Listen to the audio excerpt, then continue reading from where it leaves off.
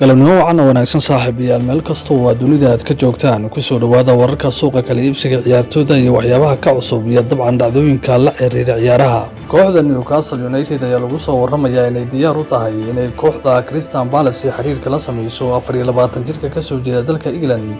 ee dhinaca dambe kubadda uga qaadaya kooxda Crystal Palace ninka la yiraahdo Marc Guehi kaasoo si weyn u soo jiitay indhaha kooxaha Newcastle iyo kooxda Arsenal. sidoo kale waxaa la sheegay inay daneynayaan kooxaha Aston Villa iyo kooxda Liverpool. xidigan oo si weyn uga dhex muuqda suuqa kala iibsiga ciyaartooyda xagayga hore ayaa mar kale u muuqata inay kooxda Newcastle doonayso inay dalabkeeda aysan ku hugoobin, waxaana la sheegayaa inay xiriirka la samaysay kooxda Crystal Palace. kooxda Chelsea ayaa lagu soo waramayaa inay ka biyadiiday inay ka iibiso Cole Palmer kooxda Manchester City oo doonaysa inay mar kale dib ugu soo celiyaan xidigan garoonka Etihad Stadium. hase yeeshee Chelsea ayaa la sheegay inay haatan ay ka meermeerayso inay aqbasho dalabka kaga imaanaya kooxda Man City ee ku aadan inay doonayso xidiga daayarka ah ee 22 jirka reer England Palmer kaasoo bandhig cajiib ah soo bandhigay islamarkaasina keenay inuu mar kale dib u xiisayso kooxda Manchester City oo hore xidigan uga soo tirsanaa islamarkaasna ugu soo biiray kooxda Chelsea. Palmer ayaa wuxuu soo bandhigay bandhig cajiib ah taasoo keentay in loo aqoonsado daayirkii ugu fiicnaa dalka Ingiriiska.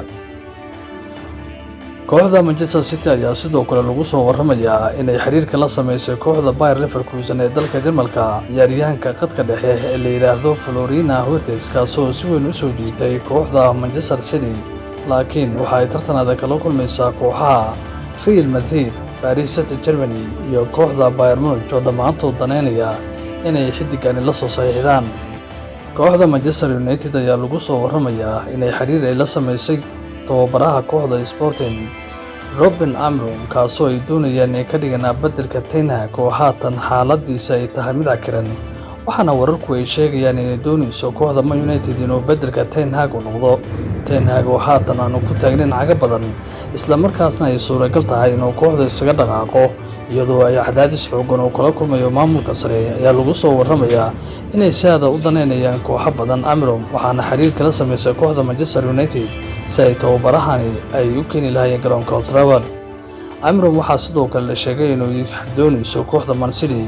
oo doonaysa inay beddelka Pep Guardiola ay ka dhigaan haddii ay dhacdo inuu ka tago Guardiola xigaga soo socda. heshiiska oo kooxda Sporting kula joogo 39 jirkan ayaa waxa uu dhacayaa sanadka 2025. kooxda Bayer Leverkusen ayaa lagu soo waramayaa in ciyaaryahankeeda khadka dhexe ee la yiraahdo Jermaine Pembroke ay kooxda Real Madrid ay dalab ka soo gudbisay 23 jirkan iyadoo sheegtay inay daneynayso, waxaana uu ka mid yahay dooqa labaad ee doonayso kooxda Real Madrid haddii ay ku hungowdo inay hesho ciyaaryahanka Alexander Arnold oo si weyn loola xiriirinayo inuu ku biiri karo kooxda ka dhisan garoonka Santiago Bernabeu. Bayern Munich-na waxaa la sheegay inay ku fikirayso inay heshiis cusub ay ka saxiixdo Larry Sane oo lagu wado inuu ka tagayo kooxda xagayga soo socda maadaama heshiiska uu kooxdani kula joogo uu ku egyahay. 28 jirkan reer Jarmal ayaa si weyn looga xiiseynaya horyaalka dalka Ingiriiska, laakiin waxa uu maanta uu sheegay inuusan doonayn inuu ku biiro kooxda Newcastle oo si aad ah ula soo xiriirtay asigoo uu sheegay inuusan doonaynin kooxdaasi Newcastle balse uu rabo inuu ka ciyaaro meel ka baxsan horyaalka Jarmalka. kabtaanka kooxda Manchester United Bruno Fernandes ayaa waxa uu sheegay ka hor intuusan heshiiska cusub uu qalinka ugu duwin kooxdiisa Man United inuu qorsheynayo inuu isaga dhaqaaqo garoonka Old Trafford. xidiga reer Portugal ayaa waxa uu sheegay inuu si aad u daneynayo inuu ka ciyaaro horyaalka dalka Spain, laakiin waxa uu sheegay inay heshiis cusub uu qalinka ugu duwin laguna qanciyay inay kooxda la adkeyn doono. haatan waxa uu sheegay in kooxdu u baahan tahay in isbeddel lagu sameeyo asigoo taasi macnaheedu warbaahinta ku tilmaamtay inuu ula jeeday dhanka hoggaanka. tababaraha kooxda Arsenal Mikel Arteta ayaa lagu soo waramayaa inuu qorsheynayo inuu kooxda isbeddel uu ku sameeyo, waxaana la sheegay inuu raadinayo ciyaaryahan afka hore kubadda ka qaadaya 42 jirkan ee ka soo jeeda dalka Spain ayaa waxa uu sheegay in kooxdu haatan ay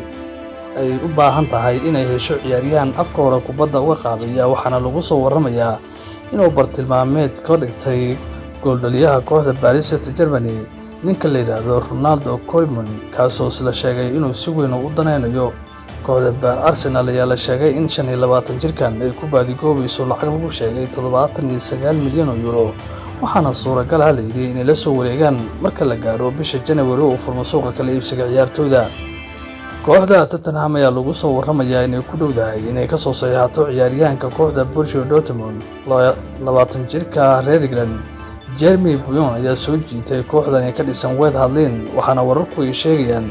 inay xiriir ay kala sameysay kooxda reer German Dortmund si ay xidigan u soo qaadan lahaayeen.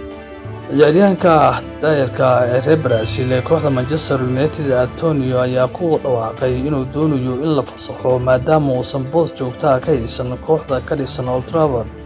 Waxa uu sheegay inuu daneynayo inuu ka ciyaaro meel ka baxsan horyaalka Ingiriiska. xidigan ayaa dalab ka helaya haatan kooxaha Newcastle United iyo kooxda Crystal Palace,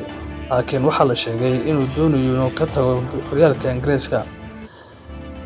tababare Ten Hag ayaa xidigani ku soo qaatay lacag 86 milyan oo euro ah kahor inta uusan ka soo qaadan kooxda Ajax, laakiin waxa uu xidigani ku fashilmay inuu ka dhex muuqdo kooxda asigoo tan iyo markuu yimid loo diiwaan geliyay inuu dhaliyay 12 gool oo kaliya.